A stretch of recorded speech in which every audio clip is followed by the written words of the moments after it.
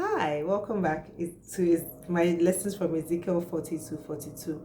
Now, how many of you were like me that when you started reading, you were like, oh no, not another round of descriptions?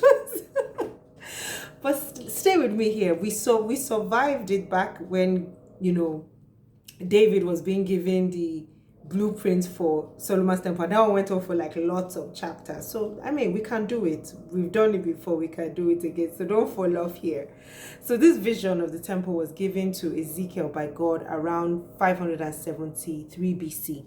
And this was in time when the children of Israel were still in exile. And this vision goes on for about 9 chapters. Yes, 9. We can do it. And the whole point of God giving it to Ezekiel now, I believe, was to remind him of his promise for restoration. So the children of Israel are in exile. The temple that Solomon built some 350 years before has been destroyed. They seem like it appears that they've been forgotten and, everything is just, gone and there's no hope. So I believe that this vision with a description of the temple to come was also a mark of not just restoration, but a way to give the children of Israel hope. Because by now they know that whatever God says that he will do. Because everything they were going through are things that he had said he would do through the prophets for centuries before. So they know that a temple was coming. And fun fact, I found out that this vision isn't for the second temple, but the third. I'll explore more about that, or we'll find out together. We're reading this, we're in this together, so we'll find out together. So that's good. So God is actually really intentional, I realized, in giving Ezekiel this vision. Now, he didn't give him the vision on just any day. He gave him the vision on the day of Passover. Now, remember that Passover is a feast that commemorates Israel's emancipation from slavery in Egypt. So giving him a vision of something to look forward to on the day that speaks of emancipation is actually quite powerful. So obviously we see that Ezekiel has a guide, which is the bronze angel. That's what I called him. And he is the one who's taking him around with a measuring tape. And so it's like a yard and a tape. So basically measuring tools. And he's going around measuring the temple. And I noticed a few things. Now, the first thing that I noticed when he was taking him around, apart from all the cubits, to be honest, are you like me that doesn't have any concept of like length and height and all? And I was like, what is this cube? But then what would probably help? Do a Google search of like the image of, like an artist's impression of the temple. But obviously take it loosely because it's someone's imagination. But that helped me to see what was being described because I struggled, I won't even lie. So one of the things that came through to me was the carvings on the wall of the temple. And they said there were carvings of the cherubim. But here, they only had 2 faces. The face of a lion and the face of a man.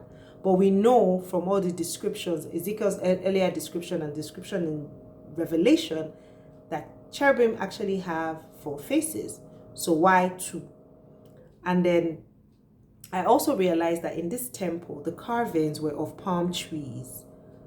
Remember in Solomon's temple, it was pomegranates all over, everything just, in the tower. And here's palm trees and 2 faced cherubim. What does it mean? What did it mean? Anyway, I couldn't find, I'm sure we'll find out about the palm trees. But then for the cherubim, obviously it was because it's a flat surface. So how do you draw 4 faces? Yeah? But then why did they choose only the face of the lion and the man? I don't know yet. I'm still going to do some research and I'll probably, put whatever I find in the description. So take note. So another thing that came to me is that the measurements for this temple are massive. Like it is far bigger than Solomon's temple. So it shows that the restoration is coming and it's not just coming for to give things business as usual. God was doing things bigger and better. Now the tour ended at the eastern gate of the temple, which is also known as the Golden Gate or the King's Gate. And from what we know and what we will know is that is the gate that Jesus will come through when he returns. And chapter 42 closes with the measurement of the wall. The wall was 500 cubits by 500 cubits. I don't know what a cubit is, but it was long, but not necessarily high. So that tells us that the gate, the wall that went around the temple wasn't a wall for defense, because we've seen descriptions of walls, how thick and how, even in Jericho, they could build houses on the wall. So this isn't a defense. Rather, it is a demarcation. And he actually says that it was a demarcation to separate the holy from the common. So the purpose wasn't to keep people out. I mean, if it was, then there won't be a gate by the fence, So people could come through any of the gates and all. So here's what I learned. In John 14:6, Jesus said to Thomas, when he was asking him about where he was going and how they will know where he was going, when he says, I go to prepare a place, he says, I am the way, the truth, and the life. No one comes to the Father except through me.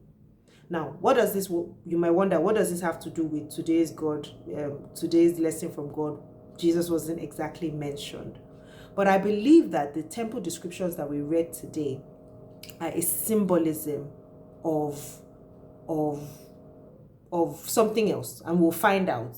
It's a symbolism of a temple, but not just this temple, not just an ancient building that people went to worship God, but it is a foreshadowing of God's kingdom, which will actually dwell here on earth with us at the end of days. And Jesus is the only way into that kingdom. Jesus is the only guarantee into that kingdom. That's what the words he was telling. Those were the words that he was telling his disciples and Thomas specifically. He is the only way to the Father. So for me, I looked at it and I said, Jesus is the way into that temple. He is that wall.